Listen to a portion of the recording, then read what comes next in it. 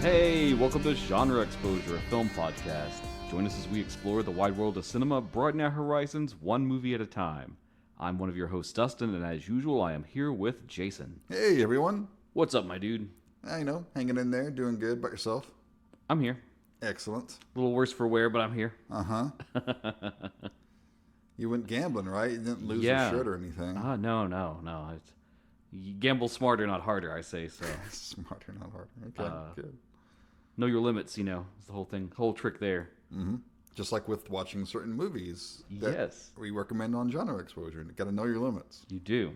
And if you don't think it's right for you, or if you think you have that personality where, like, the addictive quality to it can really rope you in, Same thing. If you don't think you can handle a pink film, don't go watch it. Maybe don't go gamble if you have that that quality in you, so. It's good advice. It's good free advice. The universal knowledge. Yeah. Today, we are doing a listener film, and I'm excited for it because it's a movie that I've seen. I feel like a lot of people have seen, but you, my friend, have not. I have not. And that is by the great Walter Hill, Streets of Fire. Yep, from back in the day. I remember seeing the VHS cover all the time in the video store, but it didn't really catch my attention. Mm-hmm. And I was familiar with Walter Hill movies, and Of course. It's like I like Walter Hill, but he's never been like, one of my favorite directors or anything, But we'll see how I feel about this movie. Sure thing. Shortly. And we will get into that. But first, we're going to talk about what we've been watching and all that other good stuff. But we are part of the Prescribed Films Podcast Network. We are. And it's awesome. And there's all these other cool shows you could be checking out, listening to, filling your ear holes with. So go check out everyone else on our podcast network. See what they're getting up to, see what they're getting into. Find you some cool movies to watch. Yeah, do it. Or listen to some people talk about something that you enjoy and see what they appreciate about it. Mm-hmm. Or shake your fist in anger as they decry it. And you're like, no, you're wrong. And then politely start a discourse about that on Yes. their preferred method of communication. Mm-hmm. Because we can all disagree, but we can be civil about it. We don't have to leave 1-star reviews. No, we don't have to. If you don't like something, Which you don't always have to surprisingly, say. we've never had one, which is pretty cool. Really? Yeah. Wow. Maybe the day's the day. We've had 1-star ratings, but no one's been bold enough to claim why. Oh, okay. Well, they lack the courage or the conviction, sir. What have you been watching? I watched a fun horror flick that escaped me back in the 80s. Okay. It goes by 2 titles. Right now it's streaming on Shudder under the title The Lamp. Did I already talk about this? No, sounds familiar. Okay. But it's also known as The Outing. Oh, that's a different name. Yes, The Lamp is better. I mean, it doesn't scream horror, but at the same time it's more descriptive of what the movie's about other than The Outing. But I will give you the little synopsis here. Sure. A group of high schoolers decide to stay in a natural museum after closing hours, but a newly acquired and mysterious lamp hiding a deadly force will turn the fun into horror. Okay, I'm cool with that. Mm-hmm. I'm into this. As you might be able to tell by the title, it is about a genie's lamp. This predates Wishmaster. Predates Wishmaster. Yeah, but the genie is not like the featured player in this. He's more like he's pretty much disembodied and he possesses people and stuff. Okay. And it's not really about he is trying to fulfill a wish of this person who becomes his master, but it's very roundabout. It's like for some reason a lot of other people have to die too. Okay. Sure. Yeah. Sometimes there's a price to be paid. Yeah. It's actually pretty fun. If you dig 80s flicks, I think you might dig this. It's one of those nonsensical movies, character motivations just don't matter. It's got high schoolers who are in their 30s. Whoa. Okay. Sure. It has some surprisingly kind of mean-spirited moments. Nothing will put you off too much, but it's sort of oh wow, okay. It reminds you it's made in the 80s. Some of the gore effects are okay. There's a lot of also, an axe comes down and off screen someone sprays blood on the wall. Okay. But then there's some surprising stuff, and the prop itself for the lamp is actually pretty cool. It looks pretty neat. I dig it. If you're in the mood for something cheesy and stupid, It's a good beer and buds movie. Buds and suds. Buds as and I like suds? to say. Okay, sure. Yes. Get some of your friends together and drink a few beers and have fun with it. You could do a lot worse. Okay. Yeah. All right. What else? Anything else? No, that's all for now. Okay. Do you have us an update on the Acolyte? Update on the Acolyte. Okay, yeah, sure. Because I've been seeing this. I suppose he's the antagonist. Yeah, known as a stranger. Known as a stranger. Dude looks fucking badass. Where was this character design in all these years? Like, does he just been churning out some lame villains? I'm gonna say. Yeah, it looked like they looked at the Kylo Ren design and was like, we could do better. Mm-hmm. Make it more menacing and threatening, and he is. And episode 5, even the haters are like, okay, well, that sucked less, because that one's basically nonstop action, and we see the stranger go to town. He soloed a whole squad or something of Jedi, More or basically, less. right? Yeah. Don't want to spoil too much, but the dude's fucking ruthless and badass. And I love the fight choreography. I think it's great because there's a lot of mixture between lightsabers and hand-to-hand, which makes it refreshing. Because should we geek out and talk about this?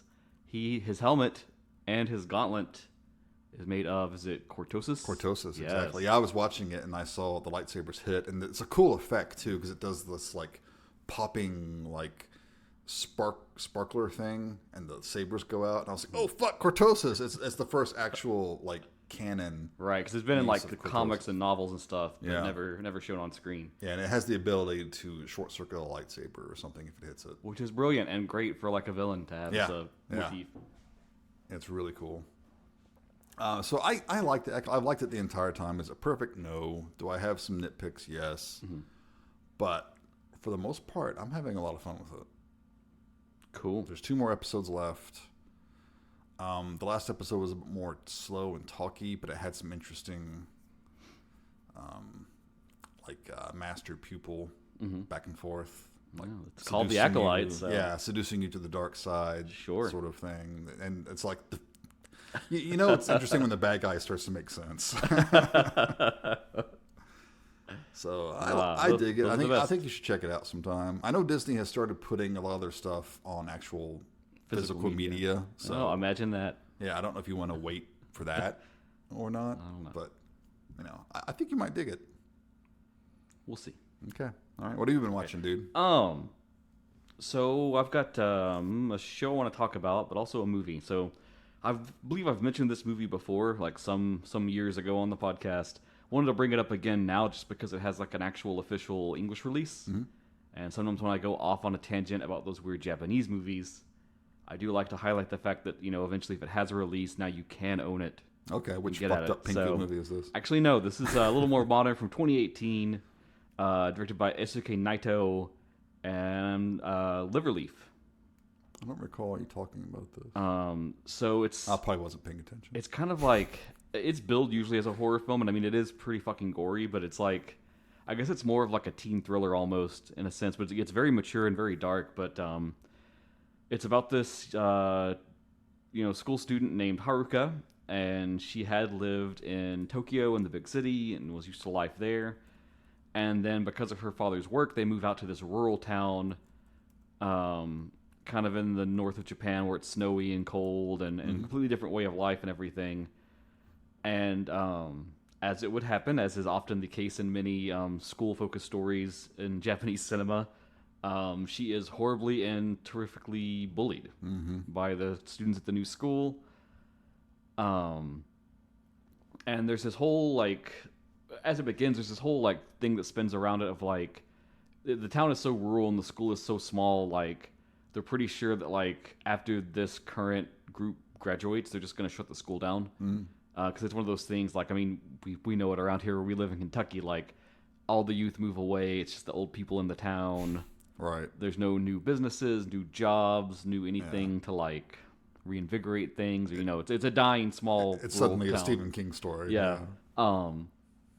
And it's one of those things where, I guess this could happen, but the film super exaggerates the events of things where, the bullying ramps up, and then it gets to a point where there's this one, turning point kind of in the first quarter of the film where several of her oppressors decide that they're going to kind of break into her house and like vandalize it and just do whatever they can to mess it up. It's not cool. And it escalates and it gets out of hand, and then the next thing you know, the house is on fire and it's burning down. And as a consequence of that, her parents die, and her younger sister is rendered like basically catatonic. She's in a coma. They don't know if she'll ever wake up and pull through or what. Damn. And then as the sole survivor, she tries to move on and pick up with her life. And she kind of has like a whole mental breakdown from that and begins to concoct a long plan of like revenge against this group of bullies. Oh, let me a good revenge movie. Singling them out one by one, kind of getting them on their own, confronting them with what they've done, and then usually just fucking killing them. She gets a gun at one point. Holy shit. Because since it is rural Japan, a little easier to like, Yeah. someone's got a hunting rifle or thing like that you can pick up. Sure. It's super dark and super gory and really pretty depressing, like the depths it goes into, because eventually it goes into that whole arc of like, is she doing the right thing? Should she do this or not? Is there like a stopping point? What's it called again? Liverleaf. Liverleaf. Yes. And she eventually, a hunky boy, and he's kind of into her, and he sees like the good in her. So then it's like, is she going to go the whole way with this, or is there like a potential other future for her that she could, somehow move forward and have a normal life? And yeah, it's just it's a very sad movie. It's a very upsetting movie, but very good and very well executed. And surprisingly, this got picked up for release by SRS Cinema, which is one of those smaller boutique labels, the one that I happen to love a ton. Mm-hmm. Probably within the last 2 or 3 years, they started that little sub-imprint to do Japanese films, mostly focused on like indie kaiju flicks. And I guess those have been doing so well for them now, like when the opportunity presents itself, they're kind of just grabbing some, Japanese horror or anything in that like genre fair category, which is awesome. So is this out now, or it is out now. You can go to their website, you can order it, you can pick up a copy. Mine's in the mail. It should be here any day. Nice. Yeah, I'm seeing the foreign issue of the DVD is going for like 105. Oh yeah, it was super popular when it came out. I think like one part it was like how controversial it was, and then like it's really well executed. You will see some like negativity on it online where they think like, oh, this is just so overblown, this could never actually happen, sort of thing. So it kind of like stretches belief. But some fucked up things have actually happened in real life. It's in that vein. Like I think of two directors that I love, like Shion Sono, like Takashi Miike, where they sort of like exaggerate reality to the point of fantasy, but it's all in service of like making a point with a message.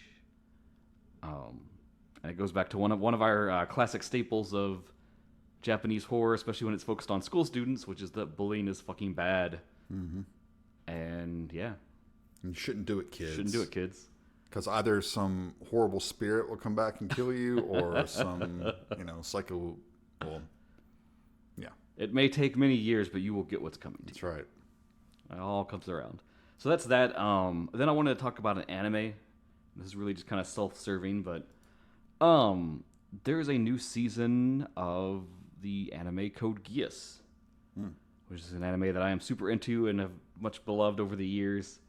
It kind of came out at that time of like going into like the mid 2000s when there was like a new wave of different mecha anime, and Code Geass sort of positioned on this whole thing of like, it set up this thing of like a Britannian empire where it was like sort of like this, if North America got out of control and became more like, oh wow, this may be bad timing to talk about this, but like despotic and tyrannical and just started taking over the world and conquering it. That's too far-fetched. And they do that all with the help of these giant robots that they developed called Nightmare Frames.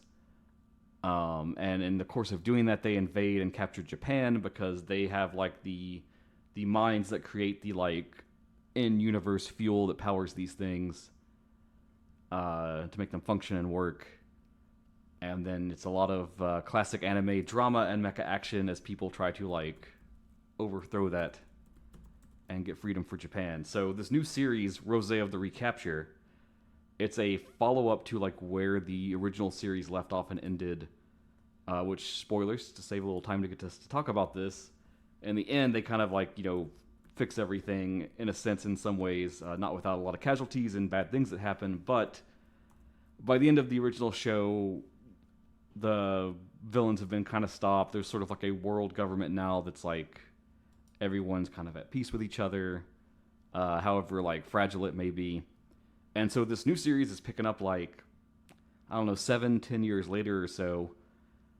And it's sort of like, and again, this is maybe a little too relevant for this year for us, but there's kind of like some remnants of that Britannian Empire that like kind of want it to be the way it was still. Mm-hmm.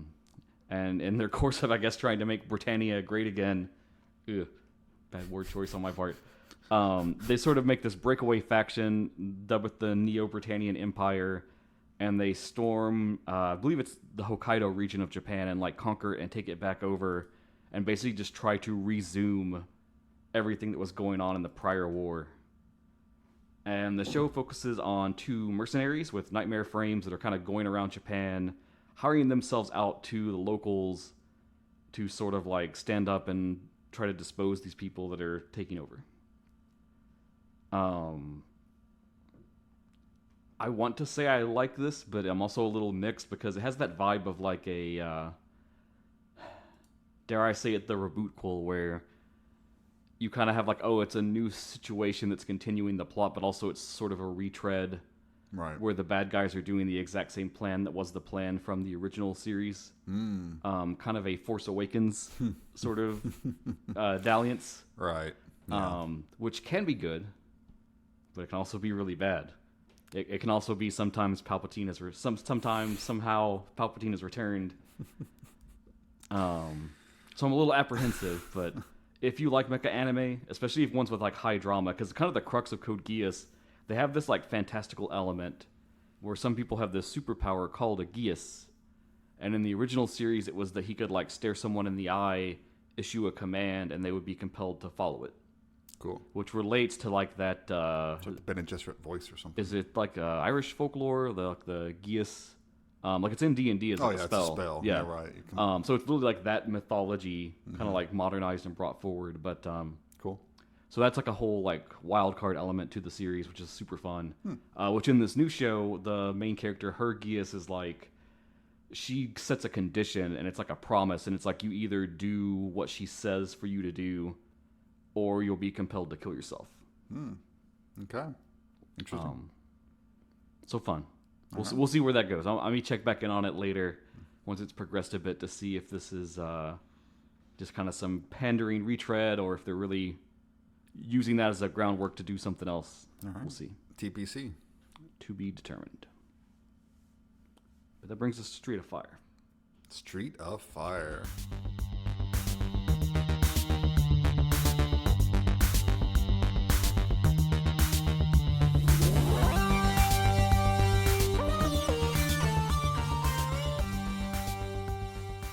All right, so Streets of Fire, 1984, directed by the one, the only Walter Hill. What can you say but what I usually say, which is, Jason, what genre is this? This is everything. It's everything. Yeah, a little bit of everything. And nothing at the same time. Well, IMDb has it as action, crime, drama. Sure. But like Wikipedia lists it as, let's see, what do they call it? They call it a, well, I thought I had it here, but now I don't. They call it an action crime neo-noir. There it is, yes. And there's that word again. If Michael were here, he would say something about the neo-noir part. And some call it a musical, although it's not strictly a musical. Like, it's not, the characters don't break into song. All the music is diegetic. Yep. You know, it all comes from bands performing or something like that. It gives me more of like a Phantom of the Paradise vibe. Right. Where a lot of the songs are like part of the narrative. Yeah. And it's not just people like bursting into them. Right. Because you have a musician that's like a key part of this plot. So is that a musical? I would not consider that a musical. I don't know. According to the credits at the beginning, it's a rock and roll fable. It's fair. It also is in another time and another place. It is. And this was recommended by my buddy George. He's been asking us for a long time to watch this, so finally we're doing it. I'm going to say, just out of the gate, good pick, my man. Yeah, so. Awesome. Yeah, I don't know. I go back and forth on that because like nowhere officially describes it as a musical, but a lot of people, when you talk to them, will say like, "Oh yeah, it's a musical." I don't think it's a musical. I will say that to be a musical, I think it's got that problem where if we're gonna say it is a musical, there's too many lulls where there's not another song. Right. Which Phantom of the Paradise, again, is a point of comparison. That also dangerously walks into that category at times. Yeah, and I don't think that's a musical either. Mm-hmm. I mean, it's a movie about music, and there is music in it. But yeah, it's not suddenly there's an invisible chorus behind people and they just start, It's not like Once More with Feeling, the Buffy episode, Yeah. Yeah, so I mean, I think if you want to call it a musical, sure, but yeah, I mean, I won't beat you up over it. It is a shaky category for it. Quite. And then also, I don't know if we have a term for this really, but like dystopian gang film. Yeah, it's one of those 80s movies where like apparently gangs were everywhere and they were like running cities and crime was rampant and no one could do anything about it. Which even Walter Hill is no stranger to, thanks to the Warriors. Right. Yeah, this very much has a Warriors kind of template to it because it's basically about people trying to get back home. That constitutes a big part of the plot. And we're in this. It's supposed to be Chicago, right? I think. It's a kind of near future Chicago that's very ran down. There are police, but they have a very weak grasp on things, and there's all these different gangs that sort of run things, and everything's shitty and terrible, and yeah. So the 80s. Yeah, so the 80s. And it's got that weird like. It almost gives it a timeless quality where it clearly is the 80s, but also there's like a lot of like 50s aesthetic. Yeah, a lot of the dress, people were dressing like greasers. People are dressing like in big suits. They got like pompadours and stuff. But in the opening, in one of the key locations, there's this diner, and it's a very like 50s like. You walk in, and it's like the counter, and is that the same diner from Back to the Future? It's got that vibe. It looks almost exactly like the one in Back to the Future. Because I know a lot of this was filmed on a set, like a huge set they built. Yeah, because and we'll get into this, I'm sure, as we're going, but. Walter Hill wanted to be set in Chicago, but he didn't want to go to Chicago and film it there. Right. They did go and get some, just some footage of the city. But instead, they decided to build Chicago in Hollywood as a big, huge set with a giant tarp over it, so it was kind of always in that nighttime-y cast. Yeah. Which was apparently super expensive and super wasteful. Yeah, but I like the stage-bound look to it because that adds to what I think Walter Hill's going for. He's going for that like fantasy. It gives it like fantastical, surreal. Yeah. It feels like a living place, but also it feels like nowhere that could exist at the same time. Right. Because I know one of his impetus for this, he was thinking of a movie that he would have loved to watch when he was a kid. Like he wanted to put everything he loved in this movie. And it's a hodgepodge of everything. Car culture, and rock I may and even roll. have it here later when I look. But like he had said, he wanted to do a comic book movie, but for a comic book that like didn't exist. Yeah, which you can definitely get that vibe here for sure. I think it's the best thing to do is just start talking about it, right? Yeah. Let me hit you with a synopsis. Okay. Raven Shattuck and his gang of merciless biker friends kidnap rock singer Ellen Aim. Ellen's former lover, soldier for hire Tom Cody, happens to be passing through town on a visit. In an attempt to save his star act, Ellen's manager hires Tom to rescue her. Along with a former soldier, they battle through dangerous cityscapes determined to get Ellen back. A good, succinct synopsis. A good summary, and also a perfect summary of, I'm just going to say, Double Dragon, Final Fight, Streets of Rage. This is like one of the things I like about this film is like it was super influential on a certain genre of like video game. Oh yeah, that doesn't really exist as much now, but that like arcade beat 'em up where you're just like dudes in a city walking to the right, punching people. Yeah, there's punks everywhere. Punks, different gangs, and it's always that thing of like there's a woman. Yeah, you got like Double Dragon. You got to rescue. She's got some connection to the main character. It's great when you're playing two players, so there's two of you, but there's only one girl, and you're like, okay. But yeah, I think Double Dragon, it's very noticeable, and then it's really noticeable in Final Fight. Where I've seen interviews where like I think like one of the programmers is like, "Oh, we had no idea what Streets of Fire was," but then I think they talked to the character designer, and he's like, "Yeah, the reason I named the character Cody was after Tom Cody from Streets of Fire." That's fun. So definitely hit with a certain demographic then. Yeah. But yeah, our film does open with some edits. text. A lot of edit. Oh yeah, the text. Yeah. It says a rock and roll fable, another place, another time. Yeah. And then we get lots of quick edits, and people are going to an Ellen Aim concert. Yeah. And yeah, some people are dressed like it's the 50s. Some people are dressed, like it's the 80s. Yeah. And Some the of the cars are like from the 50s or 60s. Yeah. There's a lot of old cars in this too. Yeah. But yeah, the group is called Ellen Aim and the Attackers, which I love. Right. I love their style too. Like the band is like in the white suits. Yeah. With, like the tie and stuff. Yeah. Yeah, they look very 80s. All that's very 80s. And the music, at least this song, because it's written by different people, performed by different people. And this one is much more, I don't know, traditional is a word I'm going for. It has that kind of like post-70s sound, but also, of all the songs, the stuff that she sings is the most musical. Yeah. Like, the most Broadway type stuff you would think of when you hear musical. But Ellen, our leading lady here, played by a young Diane Lane. Yeah. Yeah, she was only like 18. And that's another thing about this movie is like, I think no one was like above the age of 30. Like he wanted all young people in this. Yeah, it was a very young cast. And also, I don't think she was the first pick particularly, but there's this great story of she came out to audition and she like fully dressed up in like black leather and like gloves on and was like, yes, like just like totally embodied like Ellen Aim, the rock star, like super musician that everyone loves, and just like blew them away. And they were like, oh, we got to go with her. There's no way. Nice. We quickly meet her manager, played by the great Rick Moranis. Love it. And seeing him in this movie reminds me of how much I miss him. God, he's so good. He just brings the energy to any film that he's in. That's like, yeah. Which it's funny because he's not really like a great guy in this one either. He's sort of... Right. Yeah. And he's not...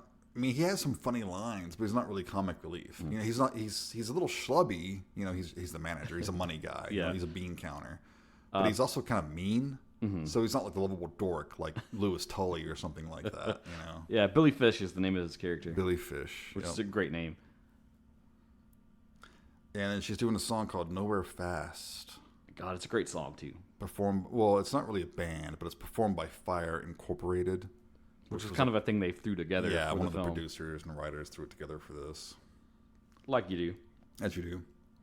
Not a horrible song, not particularly memorable. I love this song. I think it's a banger. I mean, it's not it's not bad, but right. Okay, so you love it. Okay. But as they're performing, we get some cuts to the street, and there's like a biker gang that's swarming to the theater. Yeah. And they all look like they're out of the 50s. They look like Rebel Without a Cause, all James Dean. Yeah.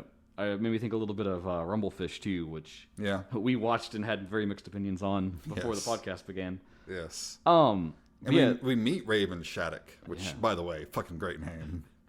Amazing name and amazing casting because it is. Fucking Willem Dafoe, man. Yes. Hell yeah.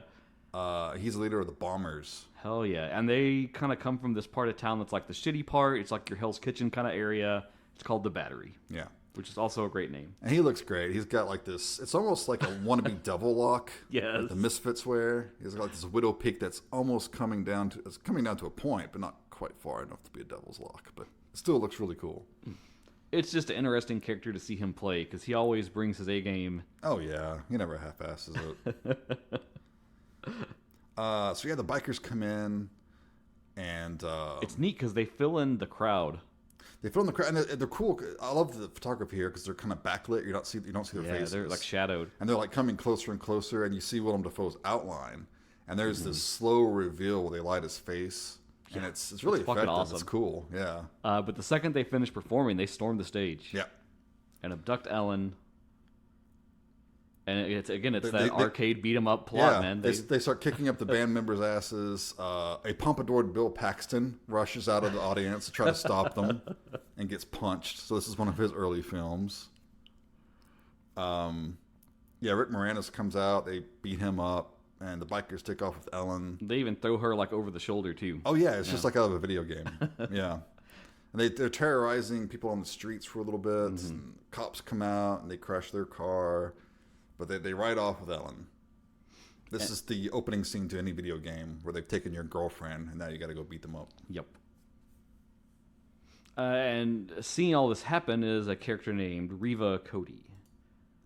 She is played by Deborah Van Valkenburg, Yes. which also is a great name. And she's kind of familiar with Ellen a little bit. She's obviously like a groupie. Mm-hmm. And she decides to get in contact with her brother Tom, who is both a former soldier, but also Ellen's ex-boyfriend. Mm-hmm. And she's like, hey, Ellen's in trouble. Yep. This gang abducted her. You need to come back and help her. Right. And he comes promptly back. His name is Tom Cody. He's played by Michael Pere. Is that how you pronounce his I last think it's name? just Pear, but I could be Pere? wrong. Okay. I just know there's like an accent over that, so I don't know how you're supposed to pronounce It could be Pear. I don't know. He's got some good credits, though. You know, Dude, he's been in a ton of shit. Yeah. Ton of shit. Even Puppet Master the Littlest Reich, which is not the greatest Puppet Master to be sure, but you know, some other stuff like Bone Tomahawk. Hell yeah. God, I love that movie. Virgin Suicides, Village of the Damned, the remake, which is Terrible. It's terrible. I think it's got some stuff going on. It's got some stuff. We'll see. It's got Christopher Reeve. That's the best thing about that movie. We'll see. Yeah, but he was also not their first pick for Tom. Was interesting. It's a lot of like they went with like secondary people, but then I think they're the right ones for the job. Some of the other people they looked at, Eric Roberts, Patrick Swayze. For a time, they really, really wanted Tom Cruise. Yeah, but he was already committed to another picture, wasn't he? Yep, they even made him the offer, and he was like, "Nah, I'm busy." I wonder what that was. This came out in '84. I don't know. It was after Risky Business, so I'm not sure what. But the reason they ended up with Michael is because the same agent that recommended Eddie Murphy to Walter Hill for 48 Hours was like, "Oh, you should check out this Michael guy. I think he would be good for it." No. So, yeah. And he is. But he goes to the diner that Reva's working at, and some punks come in and start causing trouble. They start harassing Reva and tearing up the place. So we have to know what kind of a badass he is. Yes, we do. So he promptly starts kicking their asses. He destroys them. And the lead punk has a butterfly knife, right? And he's whipping it around. And Cody takes it from him, whips it around some more, and hits him, and then gives it back to him. So here, try again. Yeah, and this is where you get that like the comic book vibe because he's very like larger than life. Yeah, he's one of those '80s action heroes that's just full, totally capable. Mm-hmm. He's emotionally distant, but he gets the job done. Damn it! And he kicks all their ass, tosses them out the window, and then he takes their fucking car. Yeah, that was the best part. Which is this is like one of those nice '50s like convertible. Looks fucking awesome, and he just jacks it. It's great. So he's riding around with Reva. They're catching up. Gets pulled over by some cops. And this is where we get a little bit of a history because the chief, Ed, knows him from back in the day. He was always getting in trouble. Mm-hmm. He says, I arrested him now and again, but he's a good guy. Yeah. So they let him go. And yeah, we get more backstory. Tom and Ellen used to be an item. And Reva's like, hey, you got to go rescue her, Yeah, which I think they mentioned it later, but one of the things that, as far as like why they broke up, is that Tom couldn't really deal with like her stardom. Yeah, she was getting big. Yeah, and he said it was like a thing. They said like to him, like the music was coming first for her, so he didn't want to stay in the picture, which is fair. No, I get that. Not everyone wants to be, in the shadows like that. Sure. And this is where we meet our other playable character. If this were a beat 'em up. Another former soldier, McCoy. Yeah, he goes to a bar where we see Bill Paxton. He's the bartender, and he meets McCoy here. Played by Amy Madigan. And she's really great in this. I like her a lot. I have a great note about this. So, when she came in to read for the film, she read it for the part of Reva. Okay. The sister. And as they were kind of just talking to her about like after the audition, Walter Hill like asked her like, what do you think the best part in the script is? Mm-hmm. Like if you could be anything at all, and she was like, I think the sidekick is awesome. Yeah, I would love to be the sidekick. That's the one I would have picked. And in script, as they wrote it, it was supposed to be a man, and his name was Mendez. And he was so impressed with Madigan's performance, he was like, no, let's flip it. Let's make it. Her. It makes the most sense. Another dude would have been superfluous. Yeah, it definitely needed to have been a female. You know. And that's how it became McCoy. They cast her, and Yeah, it was perfect little like stroke of brilliance there. Yeah. So she beats up Bill Paxton Yeah. for being mean to her, and then asks, Cody what he's drinking, gets a bottle of tequila. They go off together. So we get some of her backstory, is that she was a soldier stationed in the motor pool, so she knows cars, all vehicles. She's an ace mechanic. Mm-hmm. And she's asking for a place to stay, and he's like, oh, you want a quick tumble or something, right? And she's like, you're not my type. Which I love. Yeah. They immediately like sideline the could there be a romantic thing. Right. And so yeah, she's camping in the couch at his sister's place, and he sees that she's also packing heat. I love it too because he comes in and he goes to see Reva, and he's like, hey, there's a chick that's sleeping on the couch out there. Yeah, by the way.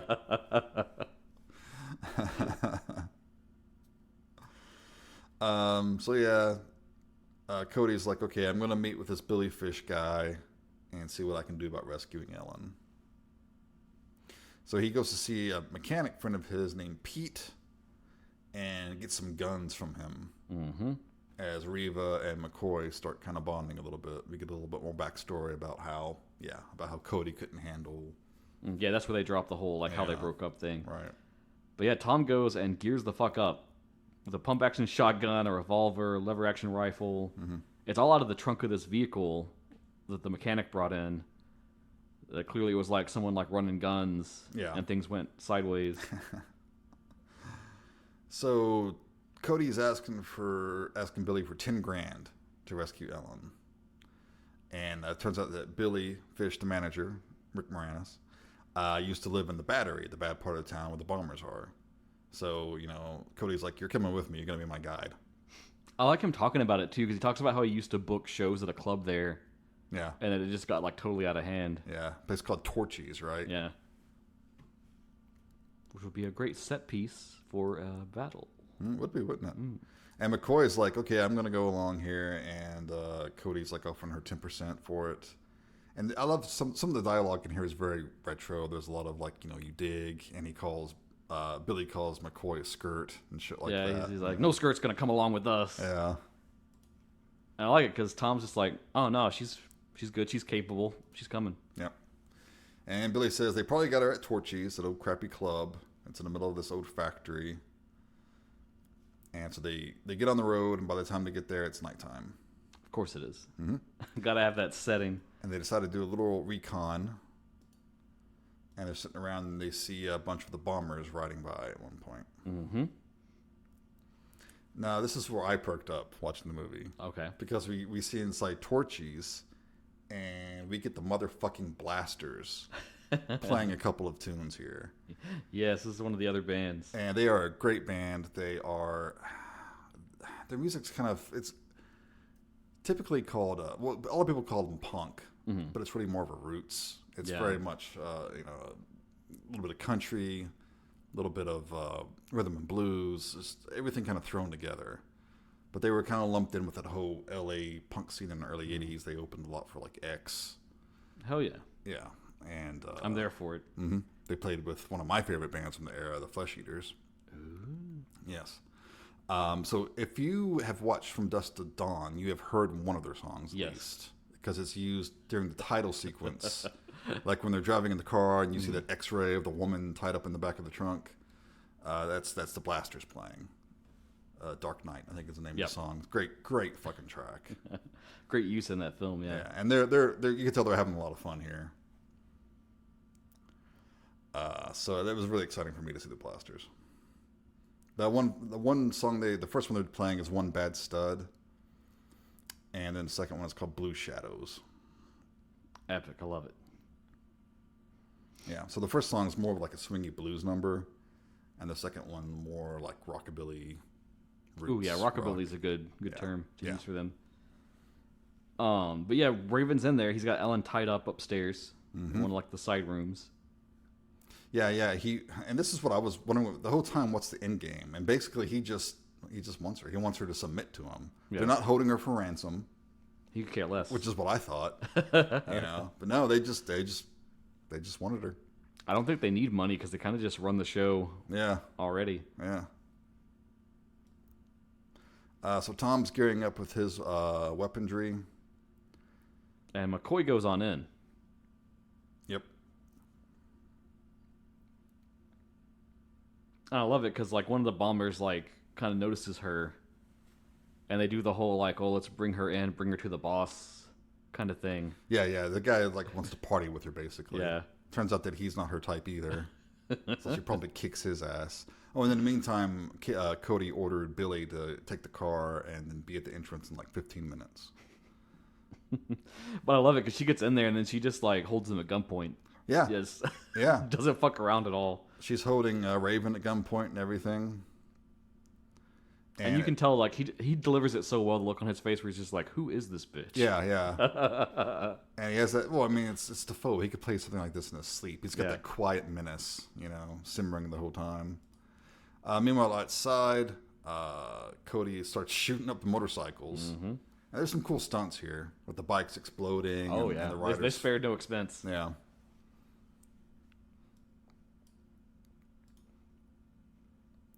So Tom gets into Torchies. Everyone's running out, so it's pretty much emptied out by now. He gets Ellen, and then the three of them are regrouping and begin fighting their way out of the club. Again, it's like side-scrolling, fight 'em ups. Billy arrives with the car, but Tom kind of stays behind to help them escape and take out more punks. Yeah, he wants McCoy to take Ellen and go with Billy, and he's going to mop up. Yep. So Tom kicks some ass and he's getting on one of the bikes, and then he has a little exchange with Raven. And I like this because Raven's like, "What's your name?" And Cody just tells him, and Raven's like, "Okay, well, I'm going to be coming for you." And he's like, "Okay." I'm coming for you. I'm going to take Ellen back. It's all very civil, It's almost like they're exchanging insurance information or something. So they get back together, and Billy finds out that Tom and Ellen used to be a thing. Yeah, because they had been kind of coy about that. Yeah, he don't like this. He feels threatened because Tom Cody's big macho guy, and Billy Fish is Rick Moranis. So well, I mean, and Ellen's his meal ticket too. So right, yeah, there's that. So Cody says they got to ditch the car before they leave the battery because they know what they're driving and all that stuff. And then this is where they call her. No, it's Baby Doll, right? She shows up in the minute, but we get like this weird sort of interstitial almost where there's almost like a music video because we get a song from Ellen, and obviously she's not performing right now, but it's like a flashback to some other performance she had. And you could tell without looking at the credits, this is a Stevie Nicks song. I mean, as soon as it started, I was like, well, this is Stevie Nicks. And yeah, it's called Sorcerer, and she wrote it. Great song. Yeah, she didn't sing it, though. Someone named Laurie Sargent sang it. But yeah, you could tell. It's Stevie Nicks.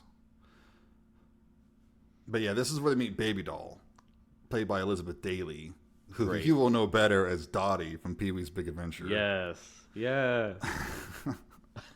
There are so many great actors in this movie. This is chock full of All-star great cast. 80s actors. But she's a super fan of Ellen Aim. Mm-hmm. And she knows the cops are looking for them because word's out that someone shut off the battery. And they want to know who attacked Torchies. Yeah, and these cops here are crooked. They're on the take. They're on the payroll of the bombers. So they got to try to avoid the cops, too. And this is where you get the whole kind of Warriors thing, where they're just trying to get back home and avoiding all the trouble. So they need new wheels, right? So they were, so Cody just like stops. He walks out in front of this bus and stops. And there's a guy driving it. Let's see. His name is Bird. Yep. Played by Stoney Jackson. And they're a doo-wop. They're a doo-wop band, the Sorrells. And the guy who plays Lester is Robert Townsend. Now, do you know Robert Townsend at all, Lenny? A little bit. It wasn't like uber successful financially, but he made a big critical splash. I think it came out in 1987 with a movie called Hollywood Shuffle, which is hilarious. I love that movie when I was a kid because it's about how African American actors are typecast. Oh, okay. All they get to play are like, pimps and crooks and stuff. So and it has all these kind of skits throughout the movie, throughout the narrative, where he's kind of like daydreaming and stuff, and you'll see all these skits that skewer home the point. But it's really good. If you've never seen it, I recommend it. It's probably still pretty relevant today, actually. Yeah, that sounds pretty on point. Because apparently whenever someone of color gets cast in a movie, it's wokeism and it's pandering or something. And I don't know why, but okay. So he's great. He doesn't get to do nearly enough in this movie, though. Yeah, they're really just a footnote in the scheme of things. Yeah. Let's see. Yeah, they recognize Ellen, and they're asking her if she needs an opener, and they're like, we're a good band. And there's a scene a little bit later on where they're actually like singing for a cappella one of their songs. It's interesting because this is like the very like archetypical dystopian gang film, but there's also like a weird like culture of like the bands that are performing and their fame and each one trying and like striving to be a big deal. And... Right. And each band is different too. It's it's kind of like the Warriors. How each gang has their own identity, their own. Yeah, there's not any that overlap in genre. They're all their own kind of little like carved out place. Mm-hmm. So they sing a little song called "Countdown to Love," performed by Winston Ford. And this song kind of sounded familiar to me, and I realized why later on with the second song they perform at the end. But we'll talk about that then. Okay. We'll get to that. So they run into a blockade of cops. Like you do. As you do. And they've already established these cops are crooked, right? And did you notice when the bus stops, I swear to God, they use the sound effect of the Falcon's engine stalling. I didn't notice it, but yeah, I'll have to go back for that. I don't know if that's like just a stock sound in a library somewhere or if they just lifted it. But yeah, I think Cruel Jaws maybe just broke you. You just see it everywhere now. It could be.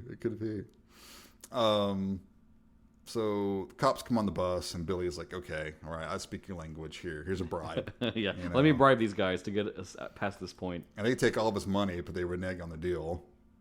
So Tom draws on them, and he's like, "Get out of the bus." And they get all the cops on the ground, and they just start shooting up their cars and bikes and shit. So they can't chase them. So they get... Yeah, they got to ditch the bus now. Yeah, they get out of ways. They know that they're in the bus. Yeah. So they hop on L train, and there's a funny scene where the Sorrells were like bemoaning their loss. Yeah. It's like, I had $1,000 in that bus. All of our clothes.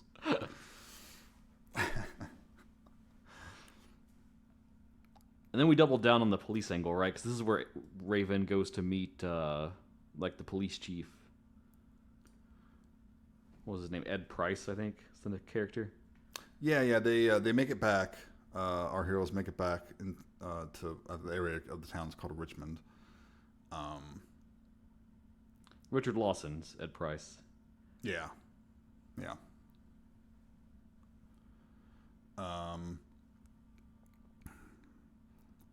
He goes to the chief himself and says, "Hey, I'm going to come. Just me and two of my guys are going to come. We want Cody.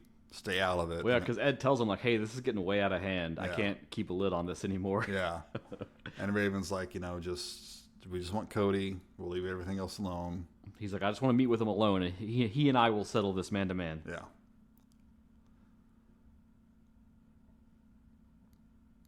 So McCoy and Cody, they have a little bit of a falling out. He says he'll get your money, but she's kind of pissed he's not like congratulating her and saying, "Hey, you really helped my ass. You really helped out." So he's just so emotionally distant. They're kind of like kindred spirits, and you can tell she's looking for like that. I mean, not really validation, but like, I guess that's validation. Yeah. And like Ellen realizes he's just a mercenary, so she goes off with Billy, and they're gonna start playing again and get more money. It's kind of like, what'd you do it all for? Yeah. So then Ed, the police chief, comes in after Reva's just done telling him how selfish he is. And Ed tells Cody to get out of town. He says, Raven's coming for you. I'm just going to arrest him. I'm going to arrest him. I'm going to put him in jail. I don't care about the repercussions. And if you don't leave, I'm going to put your ass in jail.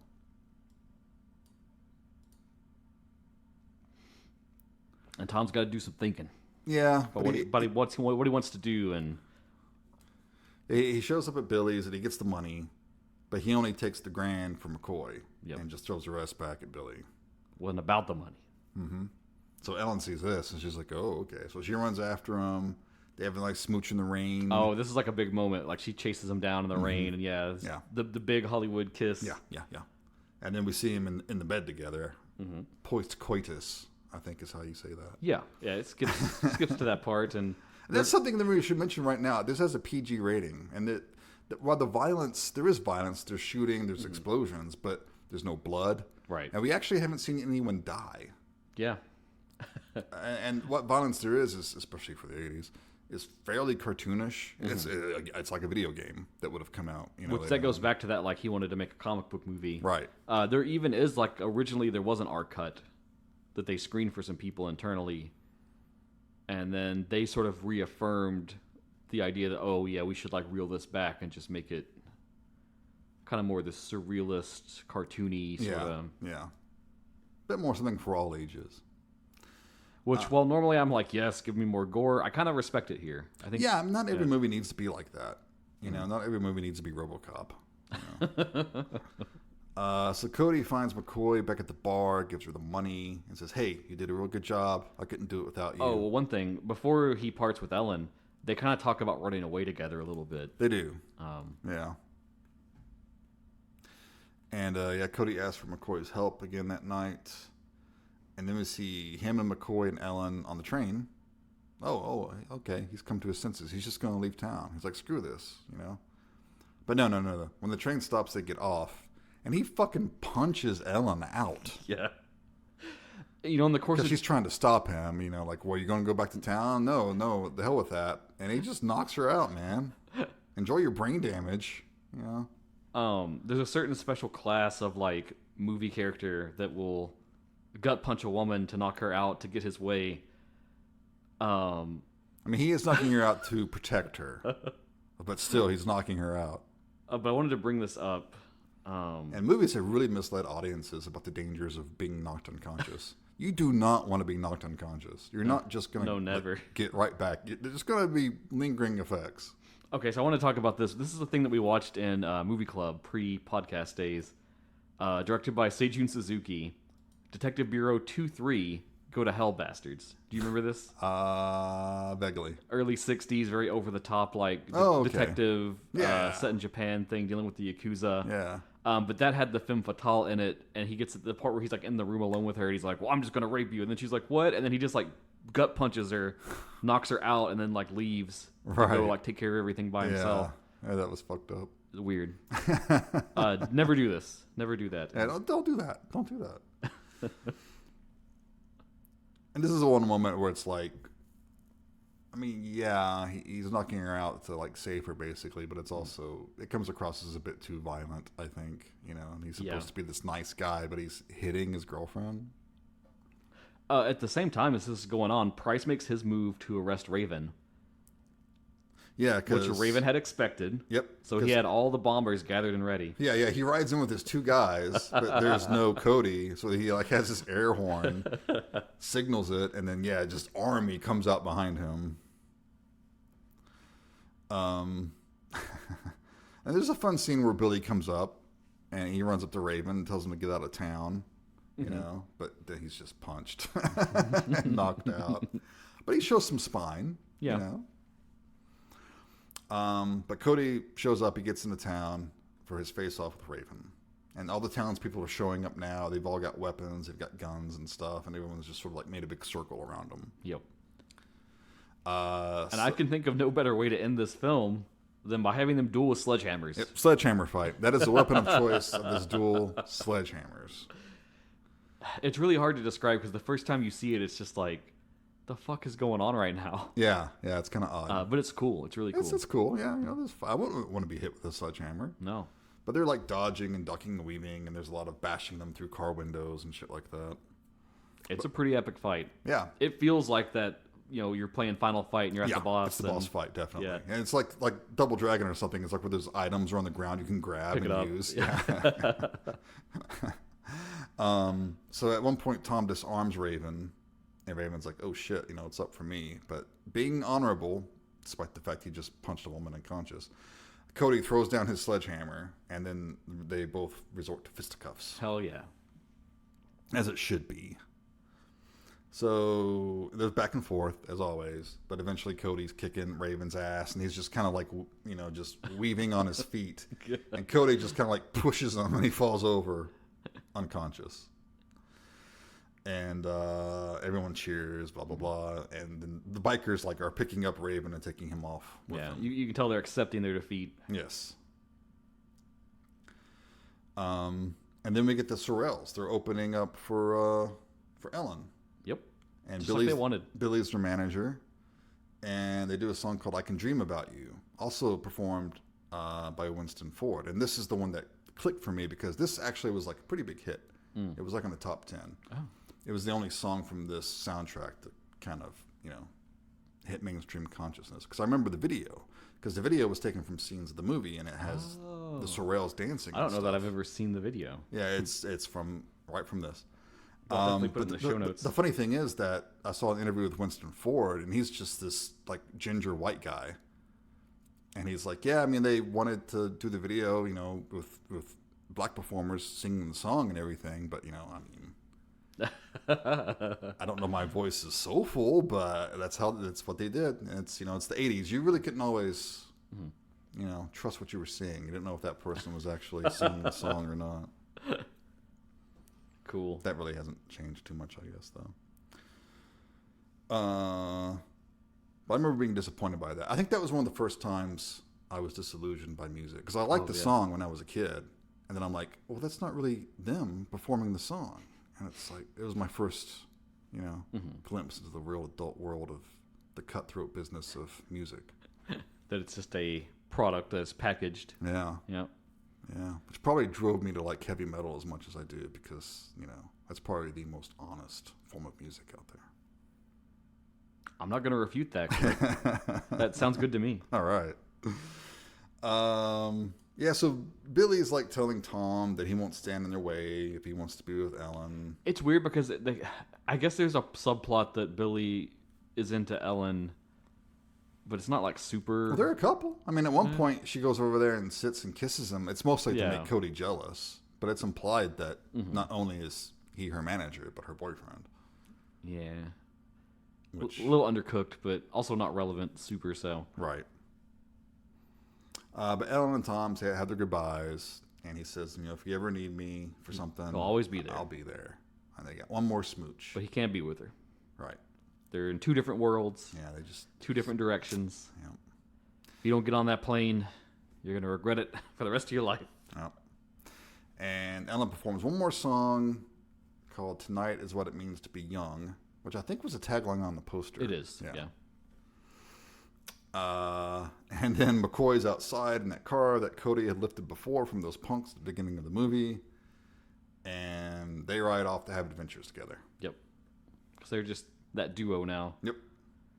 It's just like Streets of Rage, Mm-hmm. The end. The end. Or is it? This was supposed to actually be the first part in a trilogy. Yep. But that did not happen. No, it did not. However, there was a sequel of sorts made, like in 2008 or something. I didn't know this, so I was really shocked when I got to looking into it. I didn't know it either. Yeah, it's like an unofficial sequel called Road to Hell from 2008. And it follows an older, more grizzled Cody as he's kind of just, continuing his adventures with McCoy and clashing with killers along the way. Now, it's the same actress? Is it the same performers in the parts? So I know Cody is still the same. Mm-hmm. I don't know about everyone else. It looks like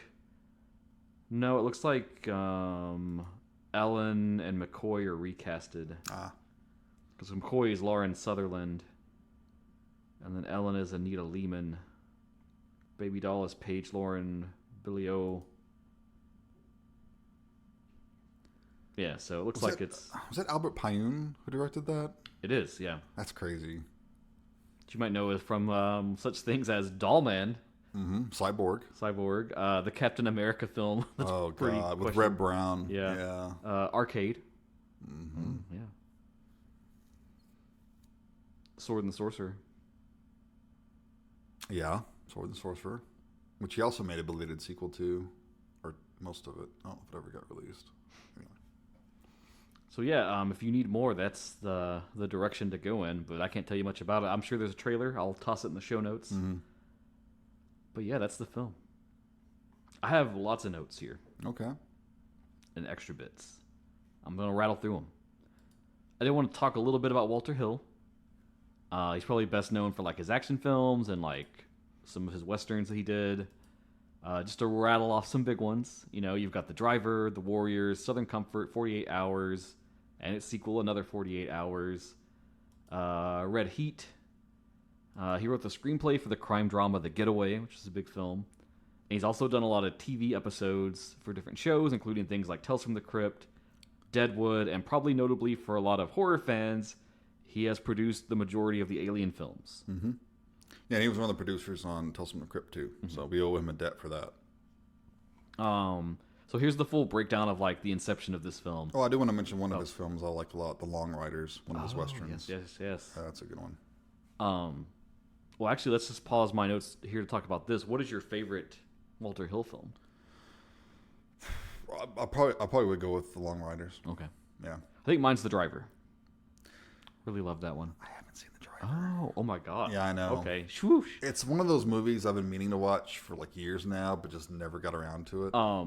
So whenever we used to do the blocks of like multiple episodes, we had always talked about doing like a director featured one. I feel like Walter Hill would be a great one to do like 3 films on at some point, maybe in the future if we go back to that. But because he covers such a wide range, but then his style is like similar across them all, which is interesting. But I love this film a lot. I love The Warriors, but I think like The Driver is super good. Cool. And also it's super influential on like tons of other crime films, especially like driving focused ones and video games. There was that video game just called Driver on the original PlayStation that was pretty much kind of just a remake of The Driver. Nice.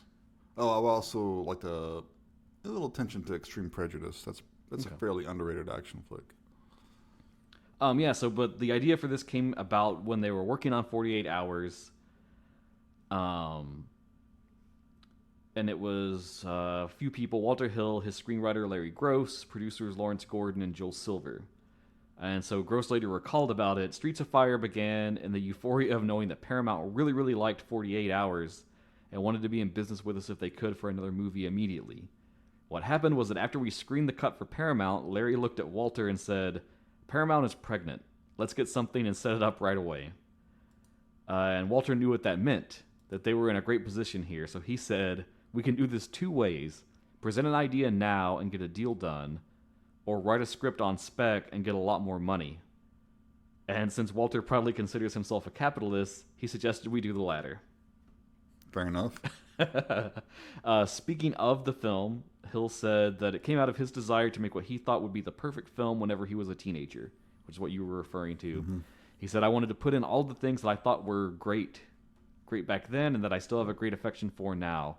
Custom cars, kissing in the rain, neon lights, trains going through the night, high-speed chases, fistfight rumbles, rock stars, motorcycles, making jokes even in a tough situation, leather jackets, questions of how honorable a character is." It's all there. Yep.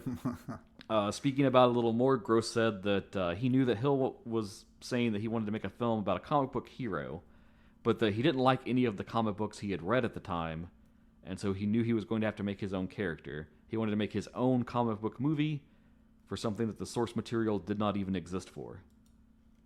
And that comic book hero ended up becoming Tom Cody. Some of the other films they listed as like inspiration when they were working on it. 1956's The Searchers. Sure. 1979 Mad Max. 1981 Escape from New York. Yeah. Definitely has the city vibe on that one. Mm-hmm. Of course, 1979 The Warriors. Yeah. And 1977's Grand Theft Auto. Okay. I can see that. Again, yes, this was supposed to be the first part of a trilogy all about Tom Cody. However, its performance, which we'll talk about in a minute, ended the project immediately. Yeah, it didn't do so great. And again, there's that Road to Hell. That's an unofficial sequel, which has no official release in any capacity. There's no like DVD or anything. Mm-mm. I don't know. It may be the files out there on the internet. Who knows? Yeah, maybe. Let's see what else. We talked about that. Well, let's talk about the money while we're on the subject. Because it was released on June 1st, 84. Kind of got mixed reviews. Which 84 is a tough year to The summer of 84, drop there was this kind of movie. Stiff motherfucking competition. This is the same summer that Rick Moranis was in Ghostbusters, for fuck's sake, you know? So, yeah. But it grossed about $8 million on its $14.5 million budget. So, DOA. Which one of the big production things is they were like bleeding money. They already got a big budget because, again, how they were setting it up. But as they were going, they just would need more stuff and just more money, more shoots. There was even stuff about like some of like the stage performances, like he would go through like the rigors of like staging it and then like shooting it after, and like I read something about how Michael Perry and Willem Dafoe, like their fight was like 4 weeks alone. Yeah, filming, like half of the stunt doubles, half of them. Which I mean, that's Walter Hill. He's very like workman. Yeah. Gets the job done. But there's a lot of drama on the set too, apparently. Michael Perry, he had problems with Rick Moranis. This is from an interview. He said, Rick Moranis drove me out of my mind working on the film. There's this whole wave of, I guess, what you'd call insult comedy. But in the real world, if someone insults you a couple of times, you can just smack them around or punch them. But you can't do that on a movie set. So then there's these comedians and they walk around and they just say whatever they want. And I'm just not handy with that. I guess comedians are a special breed to me, and I don't understand them. They're allowed to antagonize you and say whatever they want, and you can't do anything to stop them. So here's this weird little looking guy who couldn't get laid in a whorehouse with a fistful of 50s. That's such a devastating, I know. Devastating insult. He would walk around the set and imitate me, and the first thing he says to me when I meet him the first day, he says, "Do you just act cool, or are you really that cool?" That was the first sentence out of his mouth to me in Joel Silver's office as we were gearing up for production. And I was like, oh no, this isn't going to go well. But he was one of Joel's dear friends, and he ended up making a bunch of other movies for Disney. I guess I just wasn't that sharp. I wasn't ready for that kind of crap, and it ate at me as we worked on the film. That's hilarious. Now, not to be left out of the drama either, from Rick Moranis' end, he was also unhappy working on the film because he desperately wanted to improvise, and Walter Hill would not let him. Oh, man. Told him he had to stick to the script. I bet Moranis had some zingers, too. Which, again, Ghostbusters right around the same time. You know, they were letting him bust out whatever he wanted over there. Yeah, that was a lot looser. At Torchy's, the bar dancer. Oh, yeah. I forgot to mention her. Her name is... I was distracted by the blasters. Maureen Jahan. And she was the dance double for Jennifer Beal in Flashdance. Oh, nice. Good connection. Yeah, she's got this like fishnet bodysuit thing she's wearing. She looks really cool. There is a little bit of nudity here, but yeah. it was 1980s. It's so slight too. Quick Like boobs didn't matter back then. It was okay. They didn't think that kids were going to be like terminally, mentally malfunctioned. Rewinding until they wear the VHS tape out. Yeah, for that one scene. It was okay. No one freaked the fuck out. Let's see. The title of the film came from a song written and recorded by Bruce Springsteen on his album Darkness on the Edge of Town. Originally, they wanted that song in the film, but when he found out that the nature of the thing would be that they would re-record the song with one of the vocalists for the movie, he withdrew his permission. Wow. Said, you can't use my song. I get that. Some integrity there. Sure. I respect Bruce, but my God, I just think he's so overrated. I never got the following he has. Anyway. Originally, they had James Horner on deck for the score, and he did 3 different scores, none of which anyone liked. And then he left the project, and they brought in one of Walter Hill's kind of composers he always works with, Ry Cooder. Okay, yeah. And he finished it out. I wonder what James Horner would have been like. I don't know. Probably like all of his other scores. It's like he submitted 3 scores, and they're like, these are all the same. This is the same score. Oh, this is a funny production thing. So, Jim Steinman recalled talking a lot about how terrible the script was, but they kind of had this vibe going where they thought it was going to be this huge film just because of how the spectacle of it all and the setup and everything they were doing, and they thought that would kind of smooth over the fact that the script's kind of weak. And so this was speaking about like the enthusiasm of everyone else. Mentioning Joel Silver, he said to me, "This movie is about visuals. It's all about the excitement. It's about the thrills. Don't even worry about the script." I remember mentioning it to 6 or 7 people that when I went through the script, it seemed a little trashy and a little undercooked, but I always got the same answer, whether it was Walter Hill or anyone else. The script doesn't matter. This is a movie about the visuals. So then we got the first edit, the first cut of the movie in the screening room, and it's Jimmy Levine and me and Joel Silver. And about 20 minutes into the movie, Jimmy turns to me and he goes, "Man, this movie's really shitty, isn't it?" And it's like really bad. And I said, "Well, yeah, the script was bad. I tried to tell you guys." And then they said, "Well, why didn't any of us notice that the script was bad? It stinks. This isn't even watchable." Wow. Meanwhile, Joel's on the other side going, "What are we going to do next? Is there going to be a next project? There has to be a next project." But I think, speaking positively, that we all learned a lot of lessons on that movie. It went $14 million over budget, and I kept saying to Joel, "How are they allowing us to do this?" Because they kept screaming at us, "It's over the budget, it's over the budget, you have to stop this, you have to get it under control." I said, "How?" And they said, "You've got to understand, we built this all. Walter Hill didn't want to go to Chicago. The story takes place in Chicago. We built Chicago in LA. We've burned all this money. We have to make a film." Nice. Let's see what else. You already talked about the staging for that big fight scene.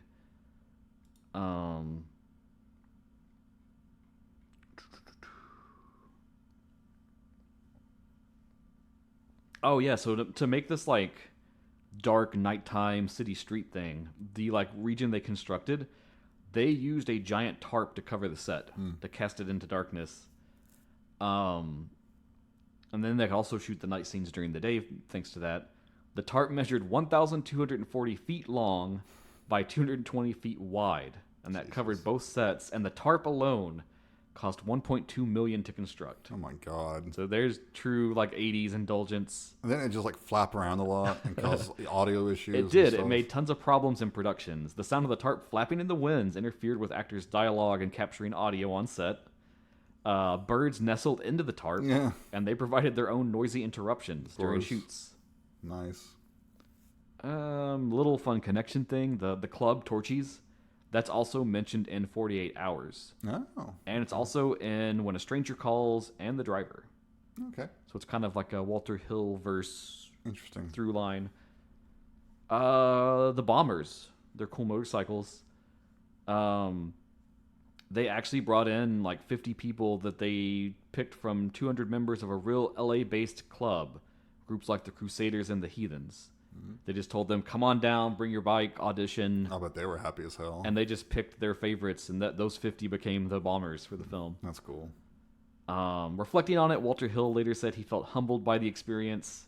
He went on to comment on production and said, "I think I could have handled things maybe a little better. I didn't really know how to shoot music. Music had always been important in my films, but that always came in post-production. This was a tough thing to shoot for me. It was essentially making music videos within making a film. Mm. I already had a great respect for people like Vicente Minnelli. I just couldn't seem to work it out without just putting up multiple cameras and shooting an awful lot of film. And this was wasteful. I later realized by talking to some people about this in MGM, in the old days, everybody was on contract, and they would rehearse for weeks. But we didn't get to do that kind of rehearsal for the musical performances. I would have them stage it, and then we would just immediately shoot it after the first staging. We recorded the songs a lot of times, just a few days before we would shoot, but then we would only get that final song in 1 or 2 takes. The structural advantage of the old studio system was something that we didn't have. And so in that way, it made it a very inefficient shoot to do what we were trying to do. However, I don't think there was any other way to do it given the circumstances at the time."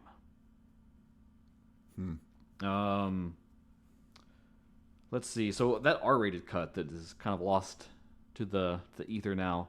Here's some of the stuff that was reported to be in it. A lot of F-bombs. More nudity with Jahan dancing. Sure.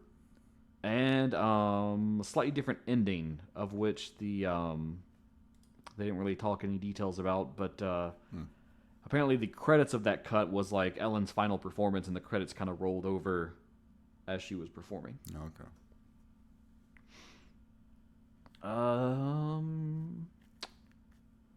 Yes, and then I want to talk about this. So it bombed in the U.S. terribly.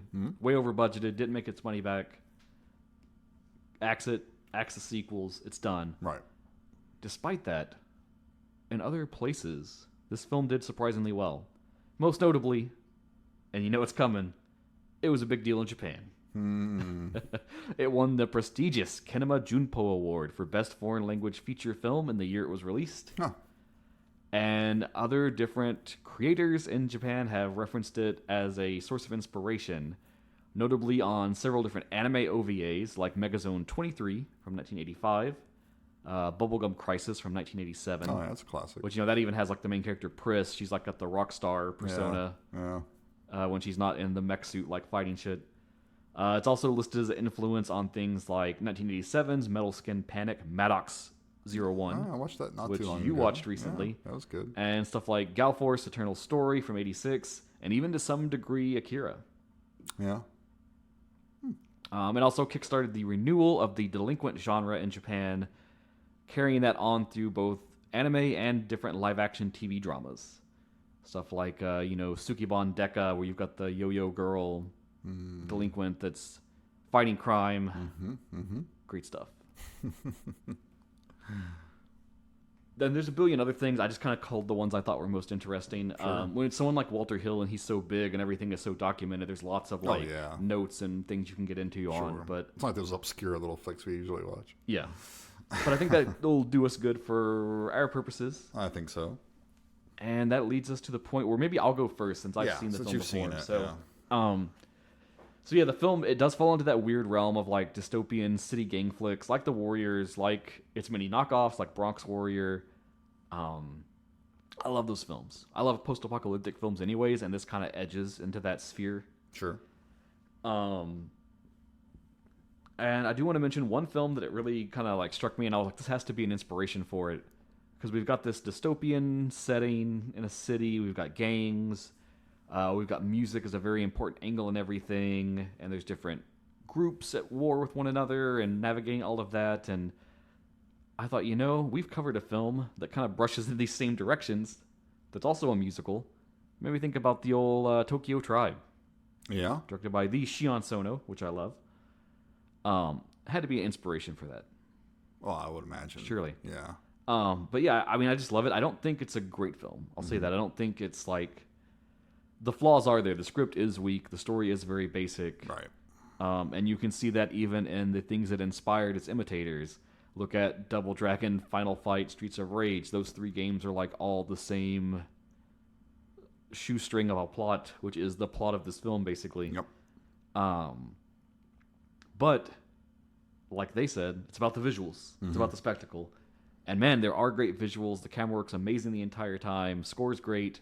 I think the songs are great. I love them. I love the different genres too. And it's like you said, it's like the Warriors, but instead of the gangs, it's the bands. Yeah. Each band has its own style, its own genre, its own little slice that's cool and unique. And so for that angle, I love it. I love the characters too. Like Cody's fucking badass. I love McCoy. I love that they took that gamble of like, let's make it a woman. And then let's not make her like the love interest or anything like that. Like, she's just another person in the same shit like he is, and they kind of understand one another and just team up to get the job done. Wonderful cast, star-studded cast. Everybody gives their A game. No complaints, no notes on that. That all said, I think I'm at like, I'm going to say like a 3.5 on this film. Okay. It's a film that I do love, I do enjoy. I think it's a deeply flawed film, but also a super enjoyable and rewatchable film. So, there you go. It's definitely in Walter Hill's oeuvre, you might say. Yes. Definitely lesser, but that's not a slight on this film as much as it is just a statement on the fact that Walter Hill is so talented and has done so much other shit at the same time. Yeah. So that's where I am on it. Cool. Okay. All right. Yeah. What about you, my friend? This was your first time. You didn't know what was going on. First off, I'm glad I finally watched it because it is enjoyable. It is fun, and it's very nostalgic for me to see all these, old stars from the '80s. It's so fucking '80s. Some of who retired decades ago, some of who have passed away. So it's always a blast to do that. Especially Rick Moranis. It's exciting when you find a new Rick Moranis thing. Especially when he's playing kind of against type. I like that. Yeah, all the actors are great. Everyone's cast very well. I do find Michael Paré a little bland. And I know he's kind of supposed to be. Oh, yeah. Because it's that broadly, sketched macho Mr. Cool kind of thing. Yeah. But he just lacks a certain charisma. There's, I don't know, I found a bit lacking from him. Do you think Tom Cruise would have done it? I know in like the aftermath, that was one of the things. Is someone, I don't know who said it, but one of them said like, "Oh, if we had gotten Cruise, it maybe would have, like his star power would have carried it." He would have brought definitely more charisma to it. I don't know. I think that would have been a different movie. Probably. Interesting. It's interesting because he was also in something like Legend, and he didn't do shit to make that any better. Yeah. God, he was miscast in that. Yeah, I like the character of McCoy a lot. I mean, it's a little. I mean, she can't just be. I don't know. It's kind of cool that she's obviously a lesbian, even though they didn't come out and say that exactly. Yeah. So that's cool, and no one makes a big deal out of it. Mm-hmm. I like that. But it's almost like she had to be a lesbian because she was tough, and she couldn't be like straight and tough. Yeah. But at the same time, it is cool to have representation, especially in the 80s. Oh, yeah. So, yeah, whatever. Yeah, and the fact that Tom just accepts it, too, is like... Yeah, right. And it's not a big deal. No one's making any jokes about it. No one's putting her down. I mean, Rick Moranis' character calls her Butch at one point. But that's his character, too. Right. He's like he does that to everybody. A sleaze bag. He's a dick. I love most of the music's pretty good. It's great seeing the blasters. I mean, that's a star right there. And I like the whole Torchy set in that part. And Defoe is just always great. I mean, he makes every movie better. I can't wait for Nosferatu, by the way. That's gonna be so good. That's gonna be so good. Yeah, I'm kind of with you though. It's like it was fun to watch. I wasn't bored, but it's also just not too memorable. Like I don't think I'll ever visit it again. So at the end of the day, I think I would give it 3 stars. Oh, okay. So we're pretty close in our range. Yeah. It's so enjoyable, but also a little forgettable. And Robert Townsend should have had a bigger part. He always got he got kind of shafted by the Hollywood system, I think. Yeah, it's one of those ones. I like it. I love it. I see where the flaws are evident, but it doesn't have that like that certain je ne sais quoi that will make me just give it 5 stars regardless and then want to fight about it. So Right. So, I'm glad I watched it, and thanks to George for recommending it. Yes, thank you, man, for pitching this one. Very glad that we got to cross it off your list, for sure. Yeah. But tomorrow is another day. It is indeed. And it's your pick, so where are we going? Oh, shit. Yes, it is. Okay, so after watching this, I'm in the mood for some action. Okay. Like more straightforward action. And sure. I've been wanting to watch this one for a while. Unfortunately, it looks like it's not streaming anywhere. I'm sure those savvy amongst you can find it somewhere. So we're raising the black flag. Yeah. And this is also one of my things of like, let's put this out in the ether. Let's make it get a new Blu-ray release. It's kind of been your crusade this year. It has been. Yeah.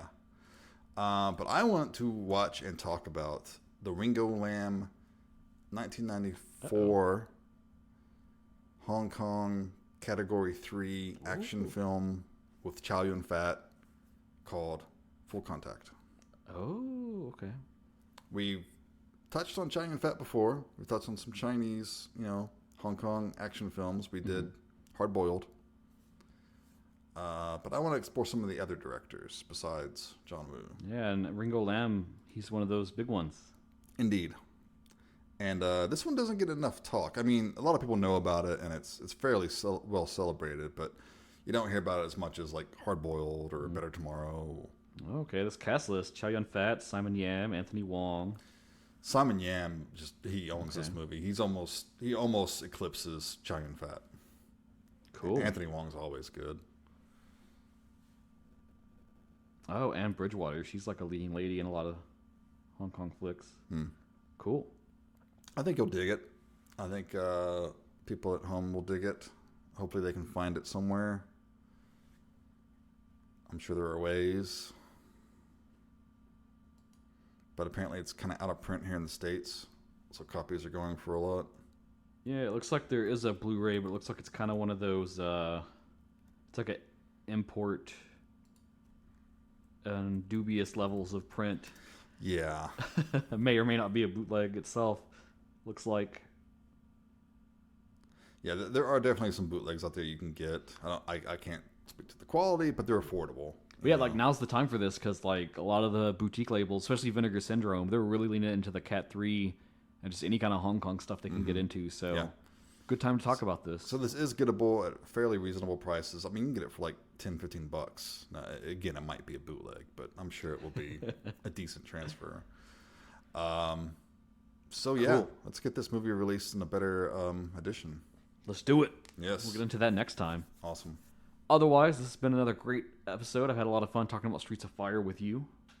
As did I.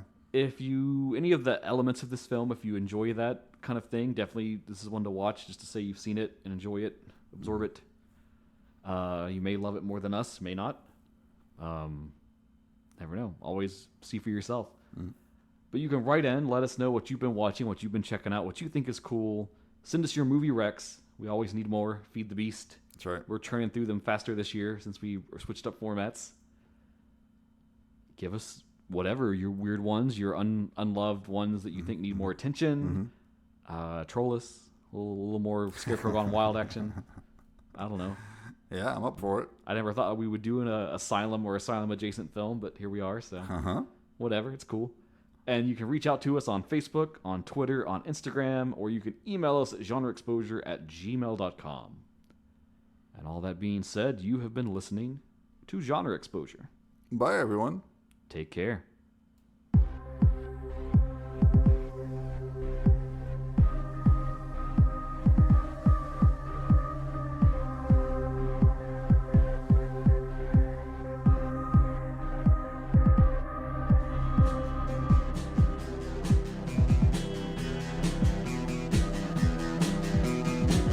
You're listening to the Prescribed Films Podcast Network, home to hundreds of hours of free podcast entertainment.